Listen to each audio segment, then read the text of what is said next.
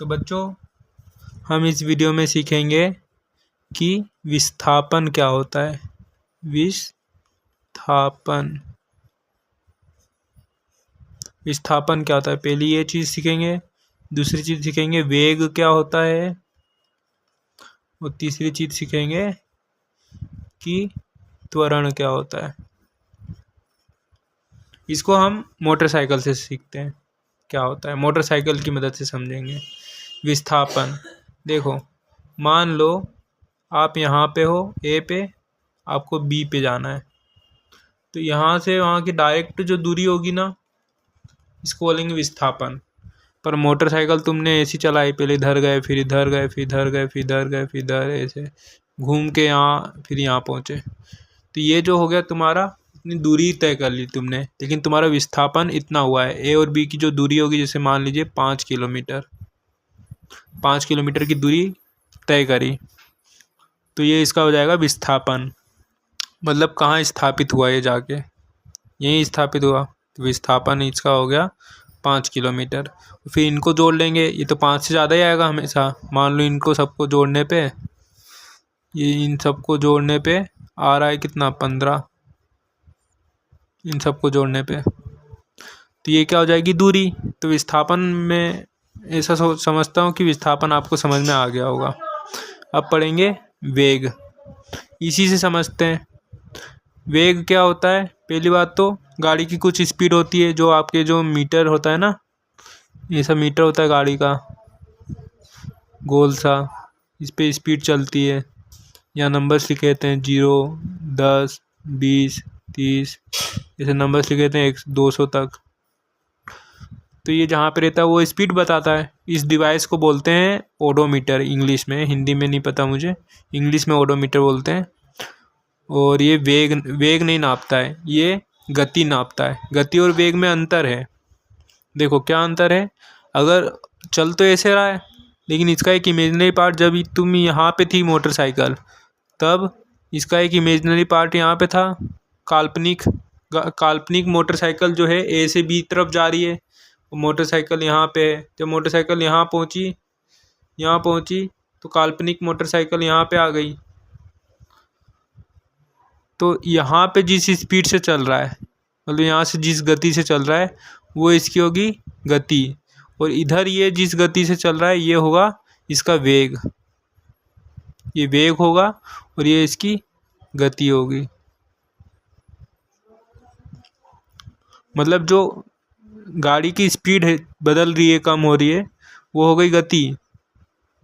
मतलब पहली बात तो इसमें बढ़ेगी और कम नहीं होगी, यहाँ कांस्टेंट ही चलेगी, मतलब फिक्स चलेगी। जैसे मान लो कि अगर 5 मीटर पर सेकेंड की स्पीड से चल रहा है, तो 5 मीटर पर सेकेंड की स्पीड से ही पूरा रास्ता कवर करेगा ये।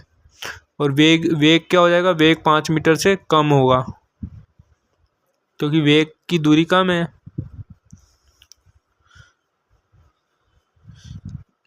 जैसे कोई गाड़ी है 10 किलोमीटर प्रति घंटा की स्पीड से चले जा रही है, 5 घंटे तक चली, तो कितनी दूर पहुंच गई होगी। देखो 10 किलोमीटर हर घंटा, तो 5 घंटे में कितने हो जाएंगे, 5 घंटे में 50 किलोमीटर। इसका एक फॉर्मूला भी होता है कि वेग जो होता है विस्थापन अपॉन बटे विस्थापन बटे समय, कितना समय लगा। तो यहाँ पे ये वाला क्वेश्चन हमने कैसे किया, वेग दिया था हमको 10, विस्थापन कितना दिया हमें निकालना है, इसको मान लेते हैं x, समय कितना दिया 5, 5 गुना 10 हो गया, इधर जाके इधर चल गया, 5 गुना 10 हो गया, तो 50 equal to x equal to 50 metre की दूरी। अब समझेंगे त्वरण क्या होता है। त्वरण,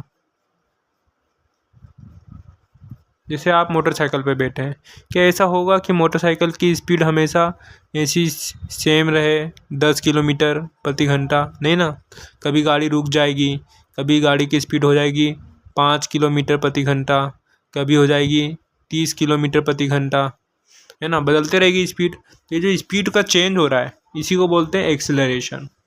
देखो मान लो कोई गाड़ी है रेस्ट पे, मतलब रुकी हुई है गाड़ी, कोई ये गाड़ी रुकी हुई है, तो ये पहुंच गई 20 किलोमीटर प्रति घंटा पे, तो हर सेकेंड स्पीड कितनी बढ़ी, उसी को बोलते हैं हम त्वरण।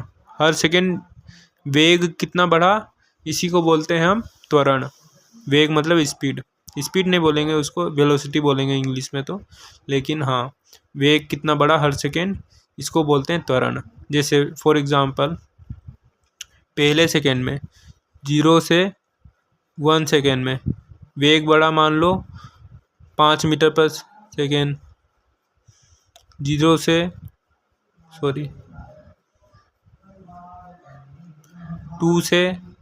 3 सेकेंड में, यार 1 से 2 सेकेंड में स्पीड हो गई 10 मीटर पर सेकेंड, 2 से 3 सेकेंड में हो गई 15 मीटर पर सेकेंड। मतलब स्पीड बढ़ रही है। पहले सेकंड में 5 मीटर पर सेकंड थी, दूसरे सेकंड में 10 हुई, तीसरे सेकंड में 15 हो गई, तो स्पीड बढ़ रही है। तो कितनी बढ़ रही है, 5 बढ़ रही है हर बार, तो 5 मीटर पर सेकंड बढ़ रही है हर सेकंड, है ना। तो इसको लिख सकते हैं 5 मीटर पर सेकंड का स्क्वायर, मतलब 5 मीटर पर सेकंड स्क्वायर पर सेकंड बढ़ रही है स्पीड।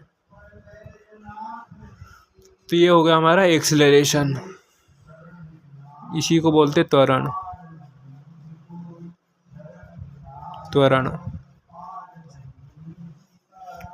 जैसे त्वरण हमको प्रकृति में कब देखने को मिलता है,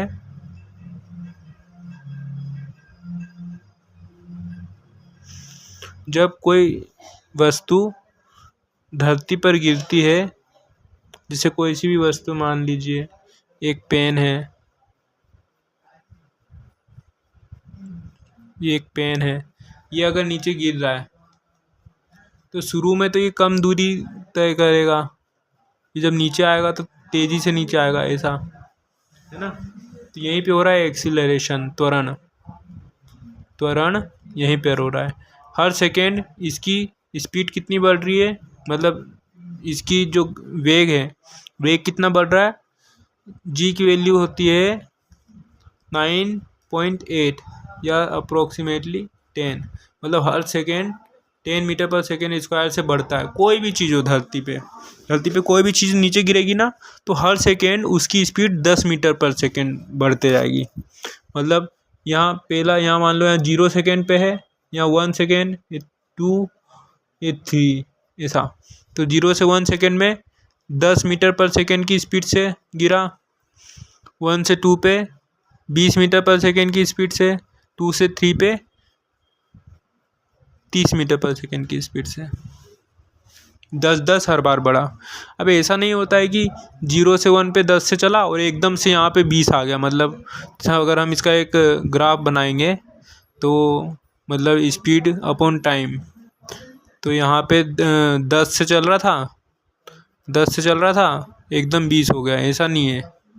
फिर एकदम 30 हो गया, ऐसा नहीं है। असल में इसका ग्राफ होता है ऐसा, पूरा स्ट्रेट।